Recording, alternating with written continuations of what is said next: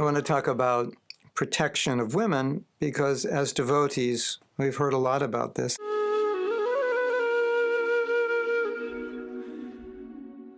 Sometimes it's been misconstrued in a demeaning way. But what it actually means, or one aspect of what it means, is men providing stability in areas where their wives may be less stable than they are by nature. So men are meant to be more emotionally secure than women, which is why women value men who are emotionally stable when they fall apart, and why women devalue men who are emotionally unstable. Men are meant to be decisive, which is why women value men who are decisive. And sometimes you may wonder, why did this couple get divorced, or why isn't their relationship going well? She's nice, he's nice. There are other factors there. He's not actually protecting her, although he thinks he is because he's providing for her materially. So therefore, he thinks he's protecting her. But he may be very emotionally weak. He may be very spiritually weak, so he's not protecting her spiritually. He may not be very controlled. And generally, men are supposed to be, or should be, very controlled. Sometimes women give in to their passions. They like nice things, etc. The man is meant to be a stable force in all these areas. So when we say men are meant to protect women, these are some areas that may go unnoticed by men. And therefore, men, if you are insecure, if you are weak emotionally, if you are not sense-controlled, if you're indecisive, you're not attractive to a woman. Women do not want to marry sons. Women do not want to be mothers for men. And a lot of times they like the man, but at some point they realize they've become his mother, or partially they've become his mother, and they don't want that. They want to be taken care of, protected. They want security on all levels, not just physically. And so men, this is what you're meant to provide. And to be a man, you have to provide these things. And the more you are a man, the more the woman will be satisfied, and the more she will feel protected. The less you are a man, it's more likely that situations will be disturbing. And it's similar for women. Women that are very pushy, very controlling, critical, and disrespectful of their husbands are not attractive to men because those are not female qualities. The gentleness, the nurturing, the respect, the ability to be in helper consciousness, to help your husband, to support him. Behind every great man, there's a great woman. Men are really attracted to that, and that makes a man more of a man, and that makes you more attracted to him, to you as a wife.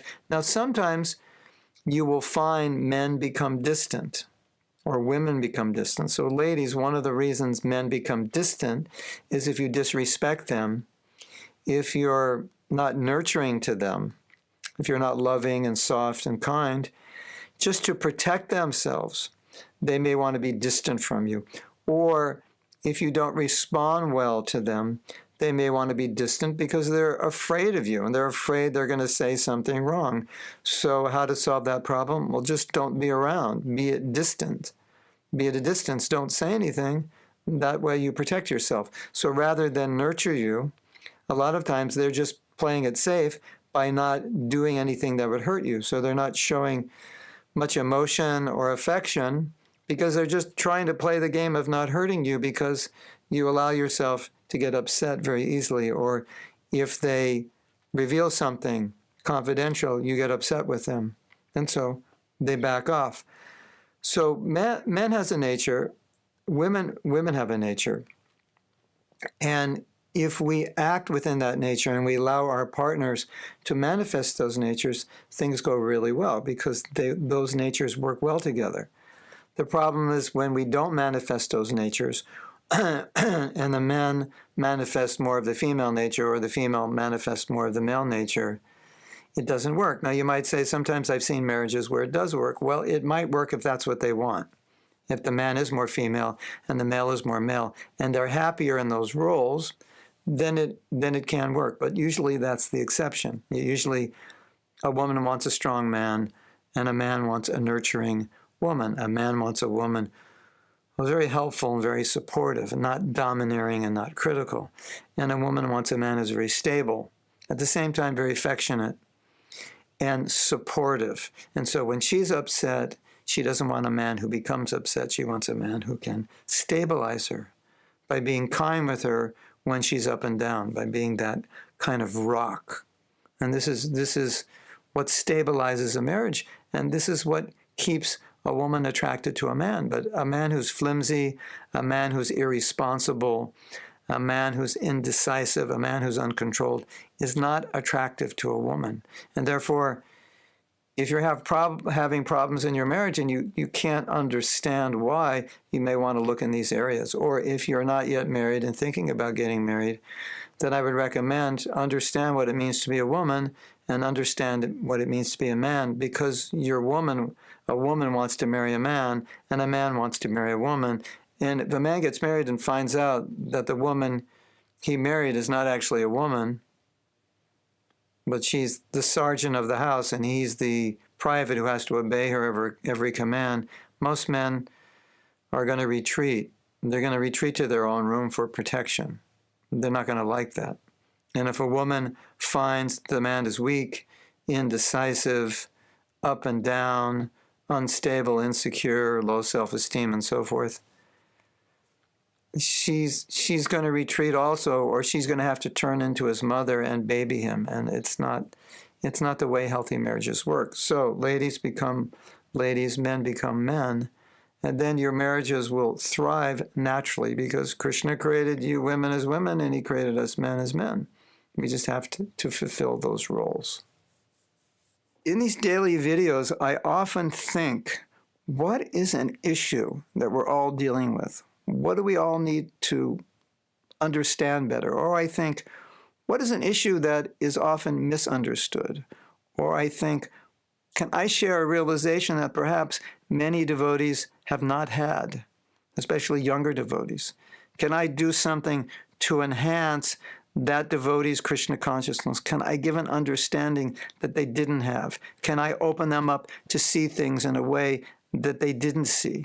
This is how I think, and I think this is valuable for devotees, because we're all trying to grow, and sometimes it takes many, many years to grow. And if I can help that process, speed it up by shedding some light in areas that are not understood or not known well to some devotees out there, especially younger devotees who may not have been exposed to everything that I'm teaching, I think it will be very, very helpful for the maturation of Krishna consciousness. And that's the idea of these videos. I hope that they will help devotees become more mature in their understanding of themselves, of Prabhupada, of ISKCON, of what Krishna consciousness is.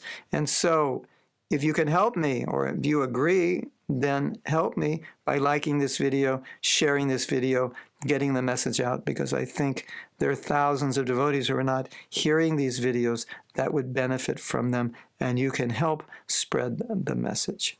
Thank you. Hare Krishna.